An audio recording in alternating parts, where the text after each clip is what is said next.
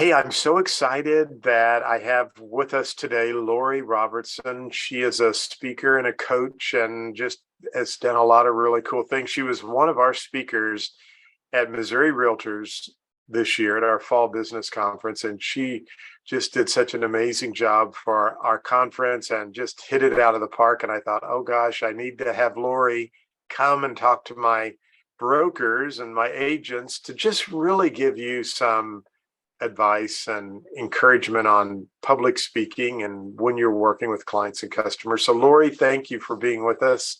I really appreciate your time.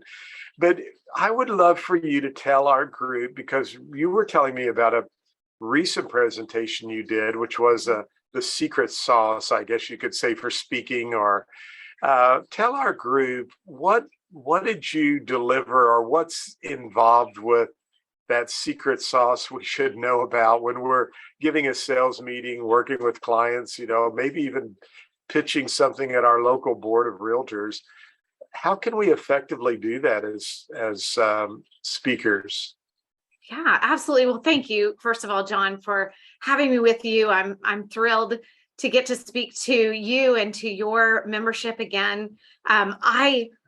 Let me give you a little context on Secret Sauce. I spent 10 years producing a live event tour called Women of Faith, and it was a 2-day event. We went to NBA and NHL arenas around the country, usually 28 or 30 a year. And at our peak, our average attendance was 14,000. And I had the enormous privilege, because I produced the events, to work alongside our president, Mary Graham. And she really taught me everything I know about events, about speaking, about messaging, about connection. And I booked the speakers for our events. And of course, over the course of time, we had a variety of different speakers, men and women, with different styles and different topics. And Mary and I would often talk about this concept that we called the secret sauce.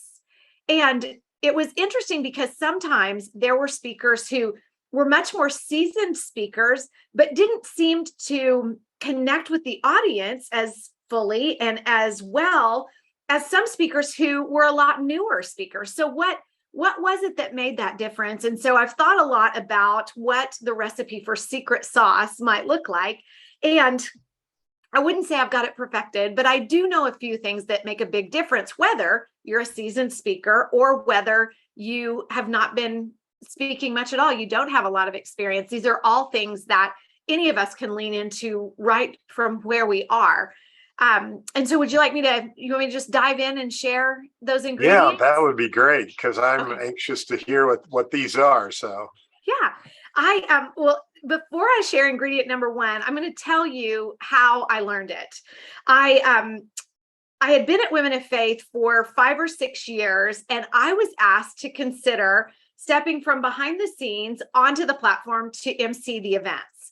And I was honestly floored to even be asked. And I knew it was a great opportunity and it was an honor and a great next step personally and professionally. But I also had nothing to bring to the table. I had nothing but a horrible, awkward college speech class under my belt, and nothing to give me the impression that I had what it took to do this, especially when the only person I'd ever seen MC the events was Mary, my boss, and she was masterful at it. She was so naturally gifted at welcoming the audience. She was connected. She was witty. It just seemed like she thought of the perfect thing to say as she walked up the steps. And I knew I couldn't quite do that, but I did what made sense to me at the time.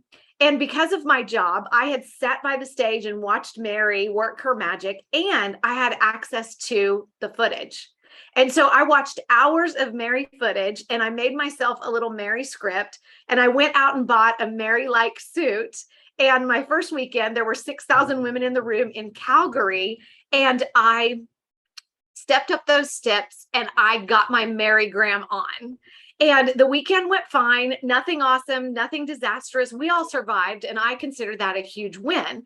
But we would get evaluations from the attendees in the room, and we would send those to a data entry company. And midway through the following week, we would get those back. And of course, I was even more interested this week in what the feedback said. And as I skimmed through, no one said anything about the MC until I got to one of the very last comments where one sweet woman said, "The Mary Graham clone freaks me out." And I thought, ain't it the truth? Because the thing is, it's like wearing a suit that doesn't quite fit. You can tell it doesn't quite fit, and your audience can see it too. And that's the awkward way I learned the value of authenticity, of being yourself. Because when you stand in front of a group of any size in any context and are comfortable with who you are and just show up as yourself, imperfect and human and authentic, it gives everyone else in the room permission to be themselves as well. And so I've found authenticity to be not only one piece of the secret sauce, but maybe the most important element of the recipe. I'm glad you said that, because there was a famous real estate speaker, and some of the folks watching today may remember him. His name was Howard Brinton, and he had all this energy and would run around the room. And I remember being in a class and Howard like jumped up on the table and was saying, "You got to do this, you have to do that." And I thought, I always wanted to be like Howard as a speaker. And one day I just said to myself, that's not me. I can't be Howard. I have to be John. And I'm more of a conversational speaker. And yes. But what's interesting is people tell me they like that trait about me. They like that I'm not threatening. And I think that's why I'm not saying that to brag, but why I've been so successful in some of the European countries and get asked to come back to speak is that they don't, I'm very, I'm non-threatening to them, I guess you could say. But I learned that same lesson, Lori, is that authenticity is really such a great asset that we all have. And when we learn to just be authentic, it can just do so much in our lives. So great. Absolutely.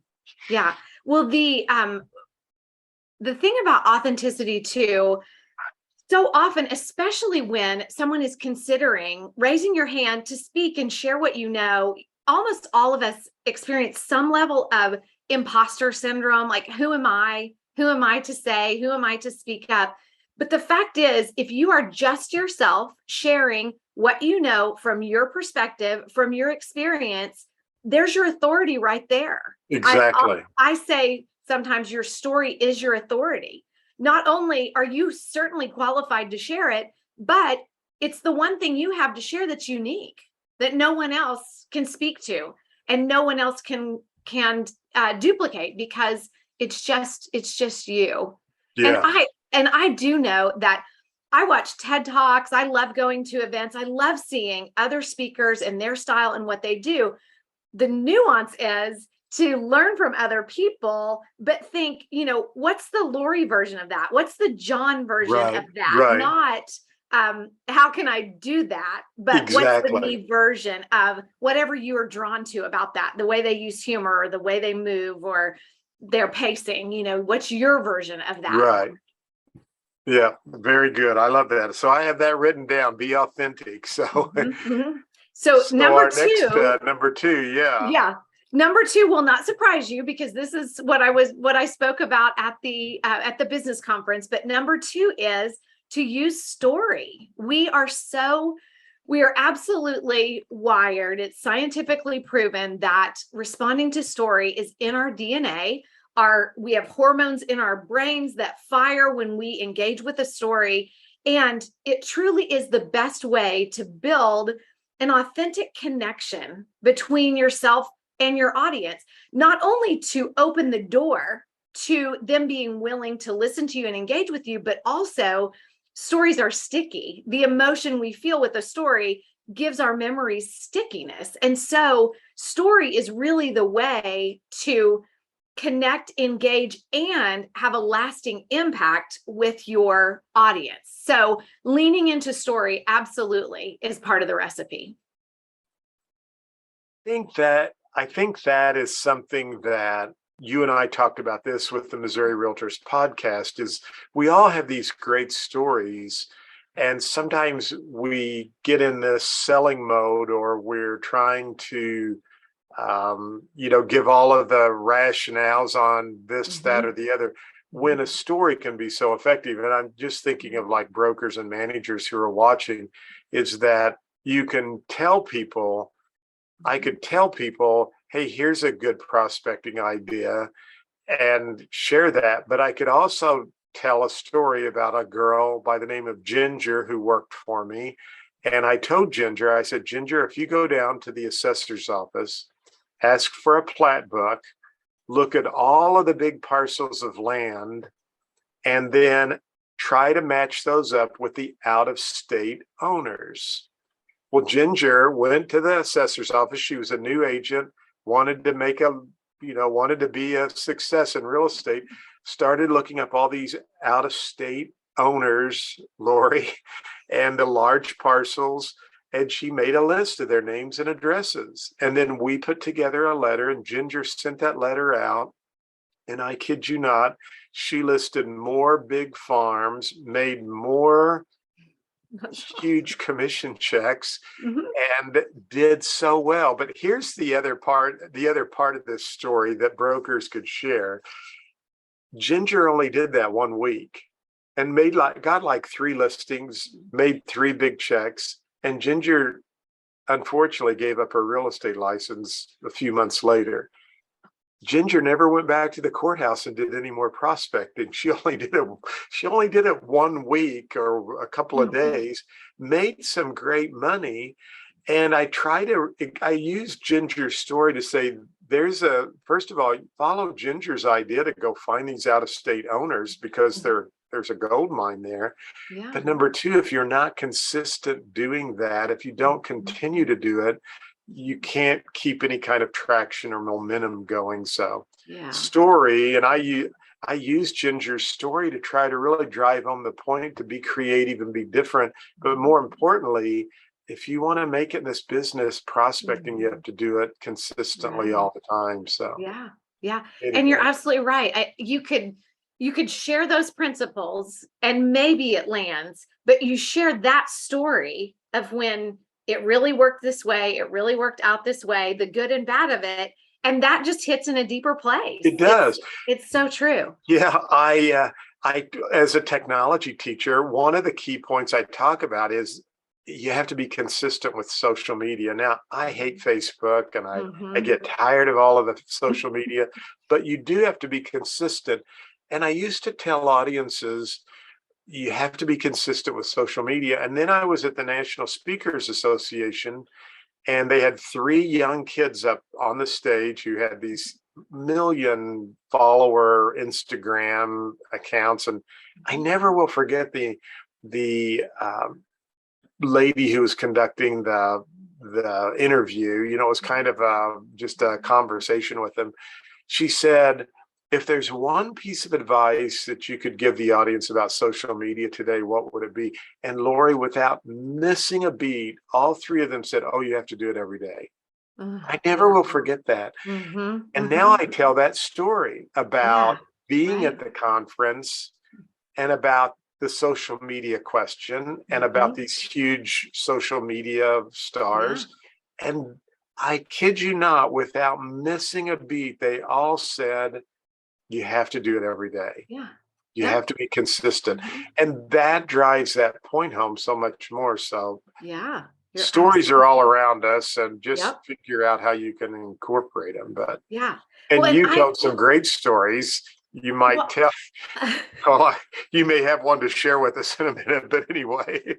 Well, one thing I love about Ginger's story and about you being at the NSA with the social media panel, when I talk to people about story and about leading and connecting through story, a lot of people have kind of an immediate sort of aversion to that. And one of the reasons is they will think, I don't have a story. They'll think, if I don't have a story that's worthy of a book, or gets me on the news when you climbed the mountain, or you fought the bear, or you swam the channel, they think we don't have a story. But look at that. The Ginger story, Yeah. the NSA panel story. Those are just moments in your life when you saw a principle in action, and then you're able to use that story to share that principle in a way that's much stronger than just sharing it on its own. And so that illustrates that it's about moments. It's about life moments. Yes. It's not about enormous accomplishments. Yeah. And I found that when I take those moments, it's really that time when you're sitting there in a meeting or you have an experience and you think about it. I mean, you're like, gosh, that's so true.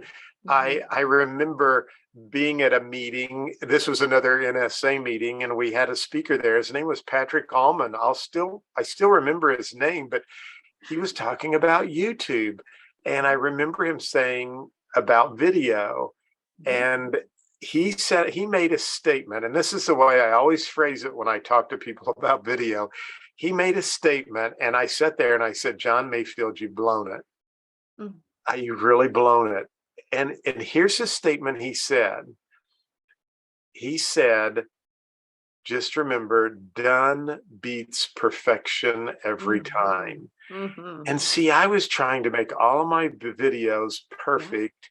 Yeah. And because of that, I never really produced a lot of videos for YouTube. And that's why I sat there and said, gosh, I've really blown it.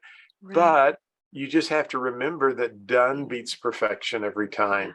And I have another little piece I add to that I won't bore you with, but it was I shot a video, and I was the safety tips after a lady had been murdered, and who was a real estate agent. And so I did a video about some safety apps, and I cut my top of my forehead off. I didn't realize my video camera had a little thing you could turn over and see anyway. And I thought, I've cut my forehead off. I can't send that out. And I remember done beats perfection every time. I sent that out, and that video blew up. I had brokers from California saying, thank you. We shared it with our agents. Not one person ever wrote me and said, hey, you cut your forehead off. So, anyway. Well, and that was a story I used. So. Yes. And first of all, I do think there's enormous value in my boss, Mary, taught me that no one cares about when you got it right. We want to know what happened when everything went wrong. What did you do? What did you learn that might help me with what I'm going through? And just like that, sharing the story of when you accidentally cut your top of your head off in a video, but talked yourself into getting over yourself and just sent it out. And those safety tips may have been game changers for someone. Yeah. Some woman in some state may have done something a little differently, and you don't know the impact that had because you went ahead and sent that out. Right. Well, so I love story, and I think our group can just think about, I love what you said about the moment. Because that is kind of the key. I'd never thought about that. But there are those moments in time that really have an impact on our life. And if you think about it, there's probably a great story to craft that can be, and I love to tell stories now when I talk. And well, I do think they're addicting. Yes, I think once you really start to understand the power of story, and also it's as a presenter, as a speaker, it's a lot easier and more fun, in my opinion, to get up and share some of your best stories versus worrying about the stats on the PowerPoint and the data. And to me, that's so much harder. That's a lot more pressure. But I can tell you the story of the Mary Graham clone or any number of other times I've embarrassed myself. Right. Very good. So ingredient number 3 is to share your passion.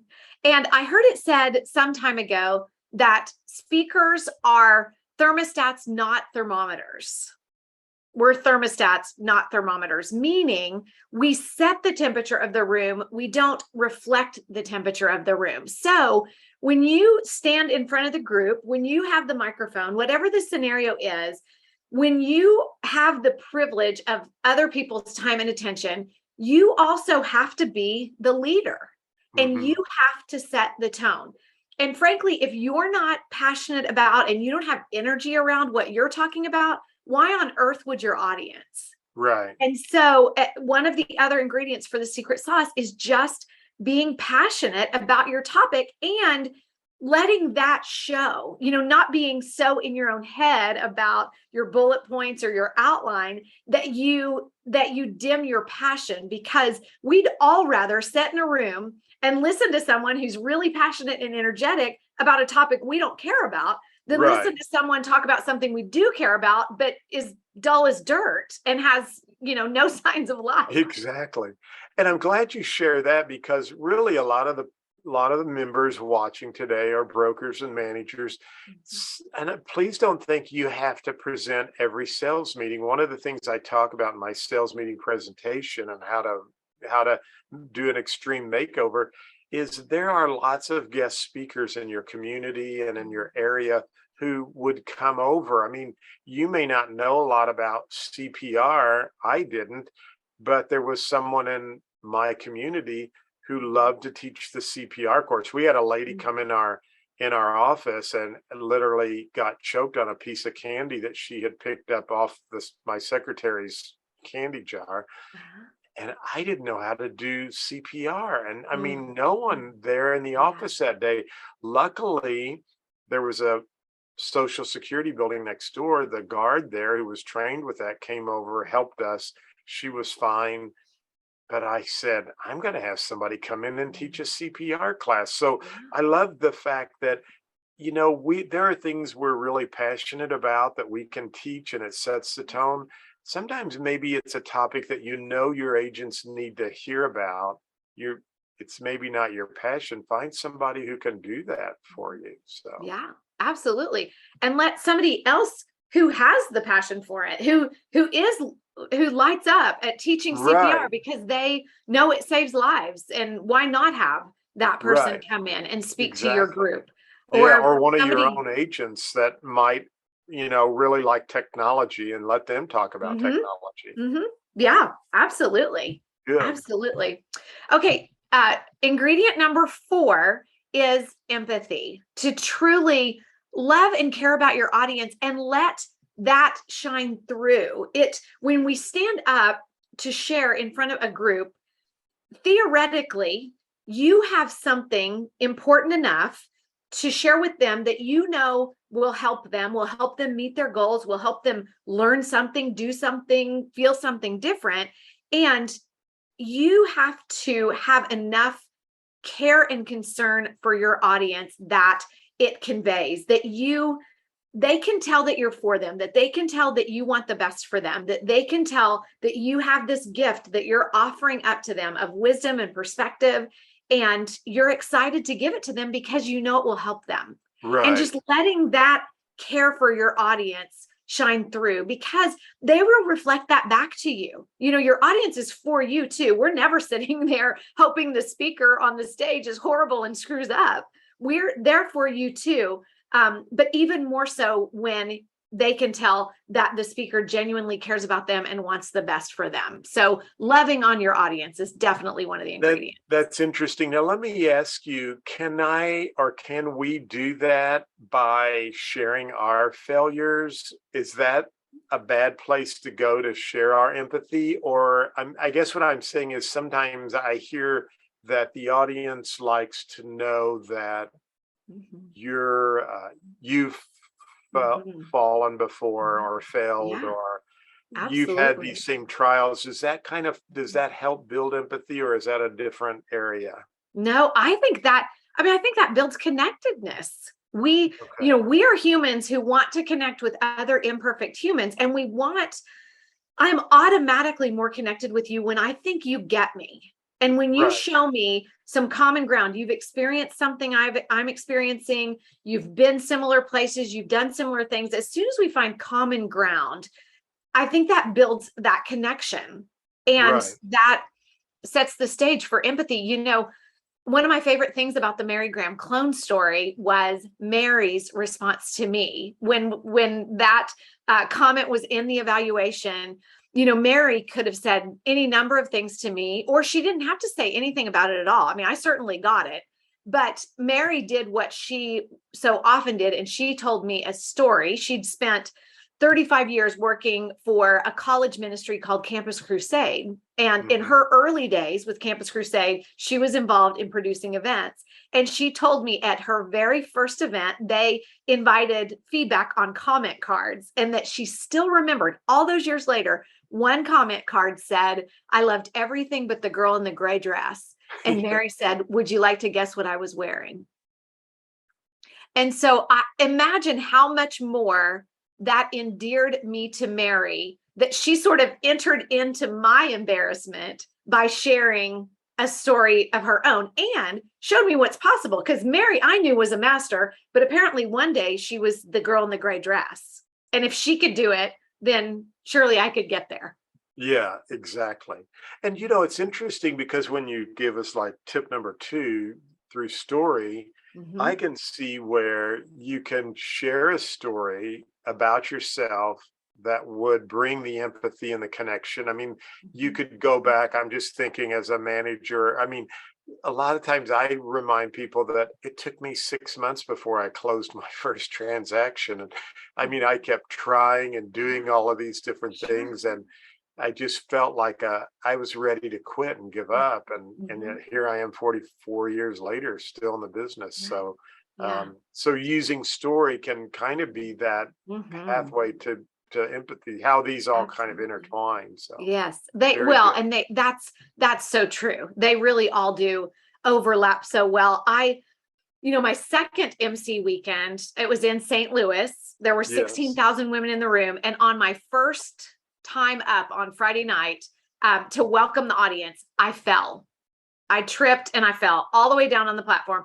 And I shared that story to teach a couple of other speaking principles, but I'll tell you, I've never had an audience more vocal about encouraging me. So many women through that whole weekend who would never have said anything to me otherwise, probably came up and encouraged me and said, "You're doing a great job," and all of these things. And it's because I fell.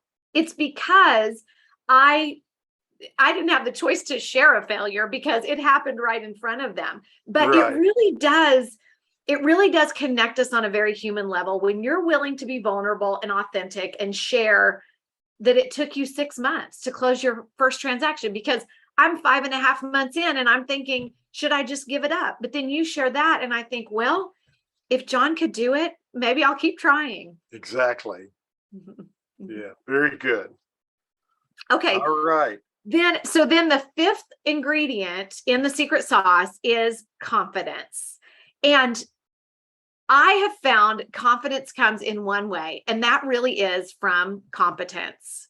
We gain confidence as we get a successful record of doing the thing we want to be more confident doing behind us. And I say that to say that speakers who cultivate confidence get their reps in.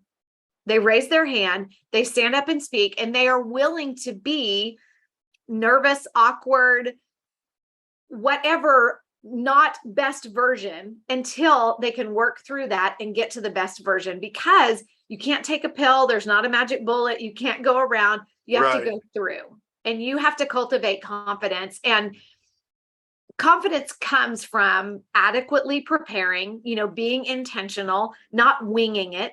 Confidence comes from getting your reps in.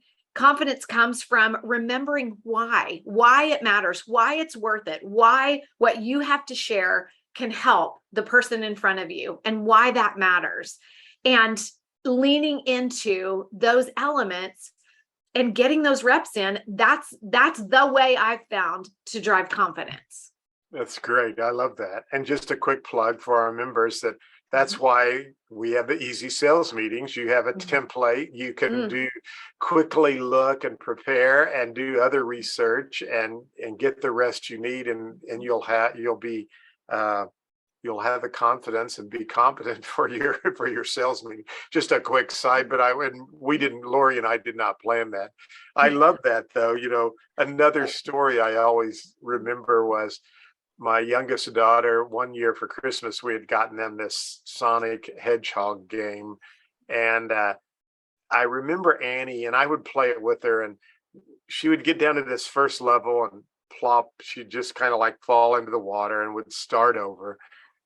But the more she continued to play and watch, the more confident she got, and the further into the game she would get. Well, then I got to where I couldn't even hardly anywhere in the game. She was like on 3 or 4 levels. Yeah. But as she began to develop the confidence, she became, and it was just, you could see the her teaching me and her ability to, it's not that big of a deal. And I still remember that today. And it's just what you said, when you have those ingredients that fall in place, it just shines as you're trying to lead through your talk to people that you're talking to. Yeah, Well, absolutely. good. Well, you have 3 spoiler alerts, you told I me. do. These are quick, but in addition to the 5 ingredients, there are 3 things that can spoil the recipe, and they are, first, having a weak start. The audience remembers the first thing you say and the last thing you say. Right. And so often speakers come out and they thank the organizer and they comment on the meal or how nice the room is. And when we do that, we're really thinking about ourselves, because I want you to know I'm a nice person. I want you to know I'm a gracious person. I want you to know I am appreciative.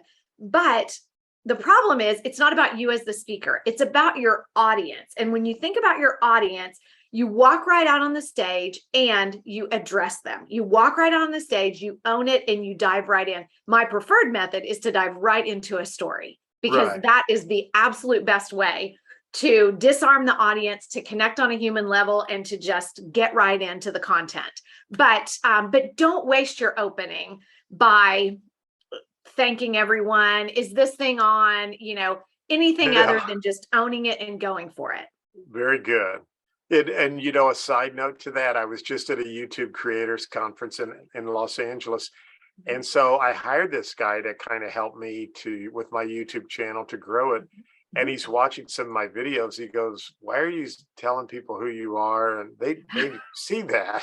Yeah. He's like, Yeah. "You've only got a few seconds on YouTube, and they're going Yes. to the next Yep. channel." So now, like last week and last week's video, the numbers are off the chart in 1 week. But I didn't say, "Hi, this is John Mayfield."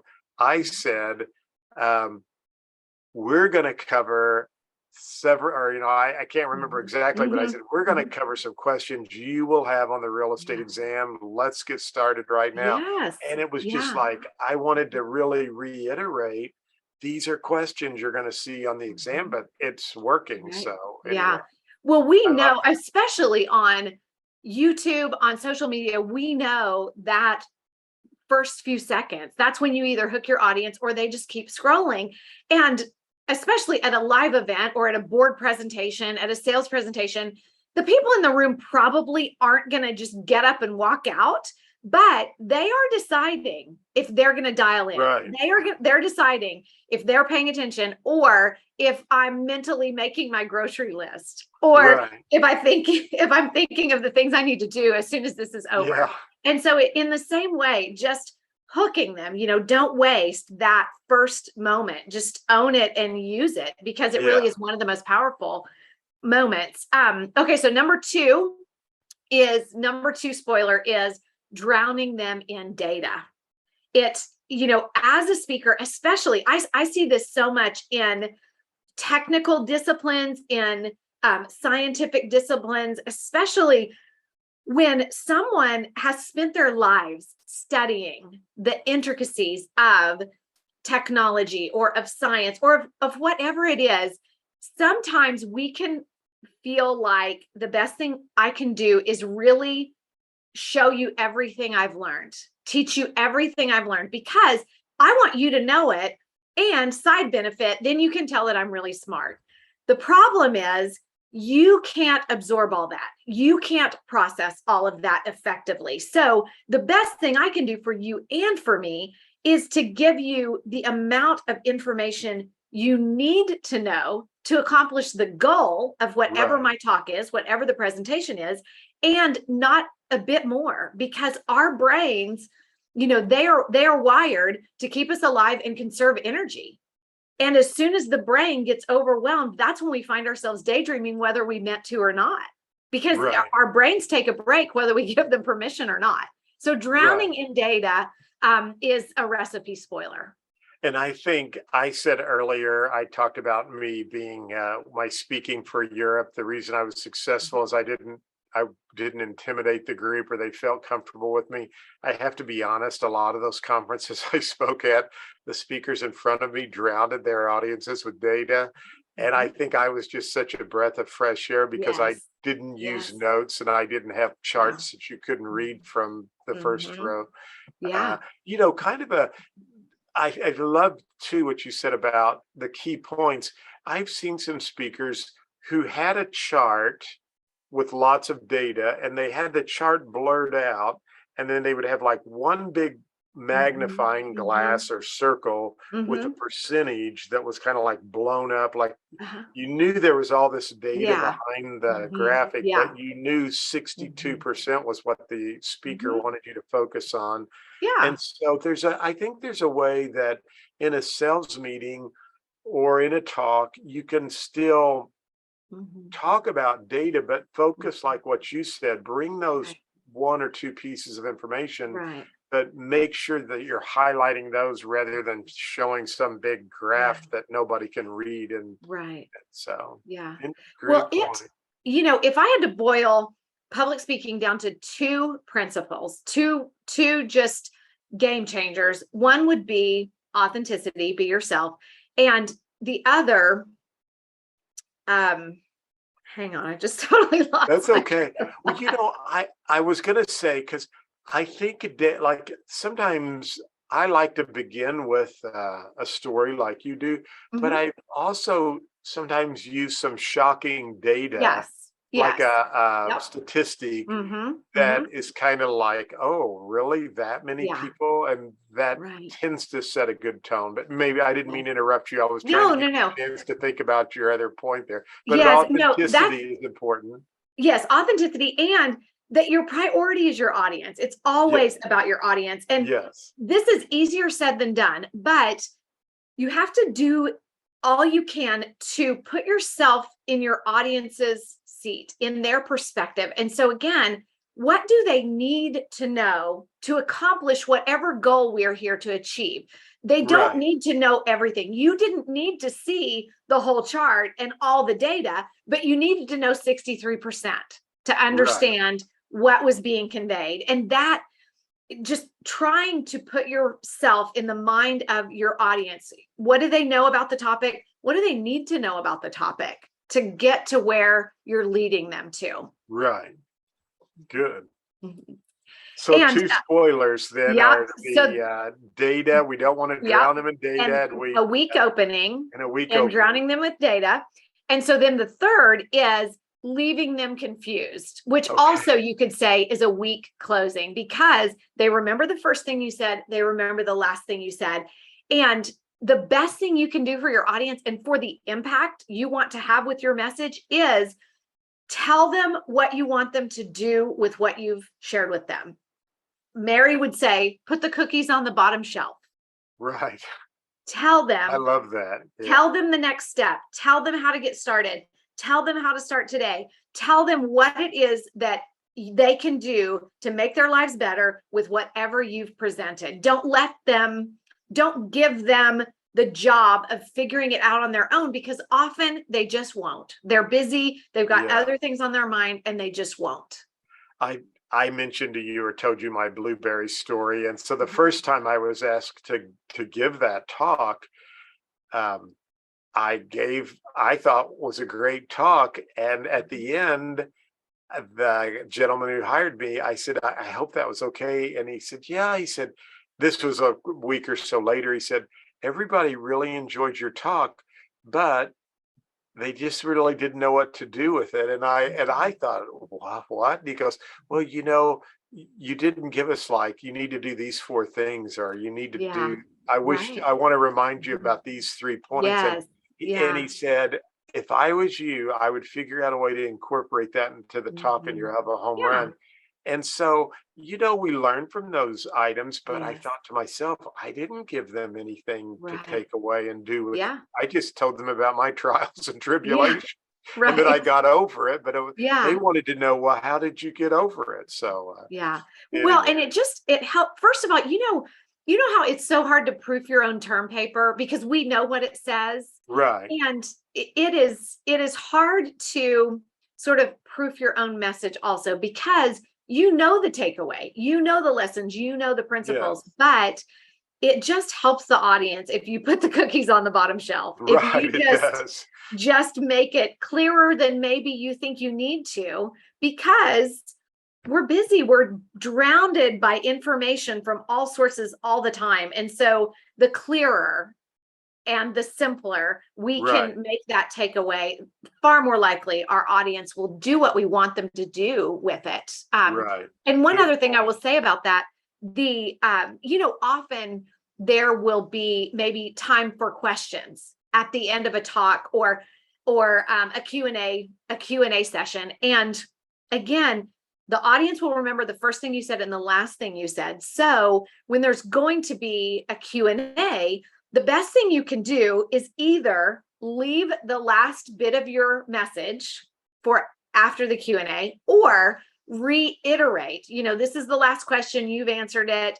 In closing, I just want to remind you step 1, 2, 3, whatever those principles were, because you don't want the audience to remember the answer to your favorite place to eat around here. Yeah. It's it cheapens your message and it kind of shortchanges them. But the simple solution is just circle back, reiterate those closing points, that closing call to action, and then you've accomplished both. Yeah.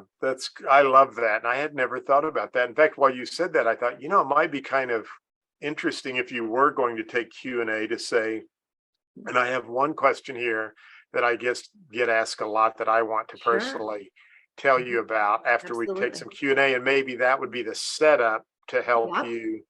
Mhm. In fact, Yeah. I had one speaker friend of mine, very famous speaker in St. Louis, and um, he actually told me, and he said some people don't like this, but he said he tees up a question that he wants Mhm. to leave with. Mhm. So Mhm. if the CEO or someone's coming in to ask him a few questions or take questions, he gives the CEO this one question, and he said, I want this to be the last question, and I Mhm. want you to Mhm. ask me that Yeah. question That's a because it great helps idea. him. He said it tees up what I Mhm. want to leave them with. And See? so Yeah. That's anyway, great. That's a great yeah, idea. I was at an event just a few weeks ago, and the woman got through her message, except the closing, asked for questions, took several questions from the audience, and then did the close of her message, the last probably 5 minutes or so.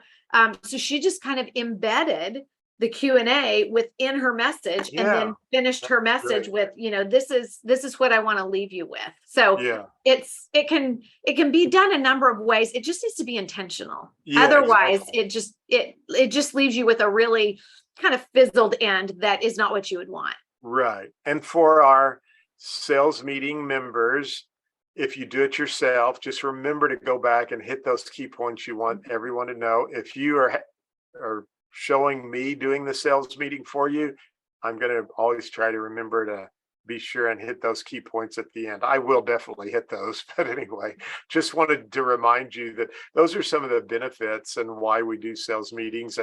But I know some of you love to do your sales meetings yourself, and that's why each month we want to bring you some type of value for your membership. And Lori, thank you for coming on, because to me this was invaluable today.